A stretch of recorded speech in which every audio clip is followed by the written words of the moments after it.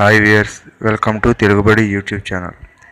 ఈరోజు మనం స్టాక్ మార్కెట్లో ఇన్వెస్ట్ చేయాలంటే ఏమేమి కావాలి, అసలు ఎలా ఇన్వెస్ట్ చేయాలో తెలుసుకుందాం. ముందుగా బ్యాంక్ అకౌంట్. ఈ షేర్లు కొనేటప్పుడు అమ్మేటప్పుడు మనీ ట్రాన్స్ఫర్ చేయడానికి ఏదైనా ఒక పబ్లిక్ కానీ ప్రైవేట్ బ్యాంకులో కానీ ఒక అకౌంట్ అనేది అవసరం మనకి. 2, పాన్ కార్డ్. ఈ పాన్ కార్డ్ అంటే పర్మనెంట్ అకౌంట్ నెంబర్. మన ఇన్కమ్కు సంబంధించిన అన్ని వ్యవహారాలు ఈ పాన్ కార్డుకు లింక్ చేయబడి ఉంటాయి. ఈ పాన్ కార్డ్ అనేది ఇక్కడ మాత్రమే కాదు, చాలా చోట్ల ఉపయోగపడుతుంది. 3, యుఐఎన్ అంటే యూనిక్ ఐడెంటిఫికేషన్ నెంబర్. ఇది కేవలం ₹1,00,000 మించి ఇన్వెస్ట్ చేసే వరకు మాత్రమే ఇది కావాలి. ₹1,00,000 లోపు అయితే ఇది అవసరం లేదు.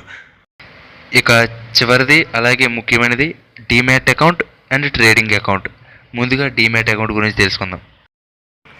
To hold the shares in electronic form and to eliminate the need of physical certificates. అంటే మనం ఏమైనా షేర్లు కొన్నప్పుడు వాటికి సంబంధించిన ప్రూఫ్లు కానీ సర్టిఫికెట్లు కానీ మనం పేపర్స్ రూపంలో భద్రపరచాలన్నా మెయింటైన్ చేయాలన్నా కష్టం. అటువంటప్పుడు ఈ డీమ్యాట్ అకౌంట్ అనేది ఆ షేర్లకు సంబంధించిన వివరాలను కంప్యూటర్లో ఎలక్ట్రానిక్ ఫామ్ రూపంలో సేవ్ చేస్తుంది అనమాట. Next trading account.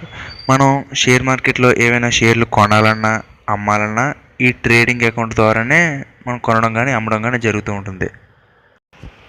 చివరగా ఈ bank account, trading account, demat account ఈ మూడింటిని కలిపి 3-in-1 అకౌంట్ అని అంటారు.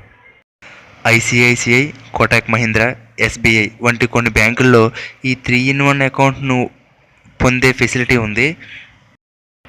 మీకు ఆన్లైన్ మీద కొద్దిగా అవగాహన ఉంటే ఈ 3-in-1 అకౌంట్ తీసుకుని మీకు మీరే సులభంగా ఆన్లైన్లో ట్రేడింగ్ చేసుకోవచ్చు. ఒకవేళ మీకు కంప్యూటర్ గురించి తెలియకపోతే బయట స్టాక్ బ్రోకర్స్ ఉంటారు. మీకు నమ్మకం ఉన్న ఒక మంచి స్టాక్ బ్రోకర్ ద్వారా మీరు ఈ ట్రేడింగ్ అనేది చేయవచ్చు.